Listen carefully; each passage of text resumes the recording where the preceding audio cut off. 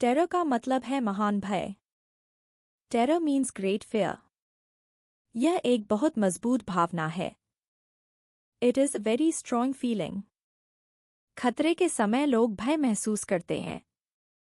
People feel terror during danger. तेज आवाज से भय उत्पन्न हो सकता है। A loud noise can cause terror. युद्ध लोगों में आतंक ला सकता है। War can bring terror to people. भय से शरीर कांप उठता है। Terror makes the body shake. कुछ लोग आतंक से आगे नहीं बढ़ पाते। Some people cannot move from terror. यह अचानक घटित हो सकता है। It can happen suddenly. आतंक को भूलना कठिन है। Terror is hard to forget.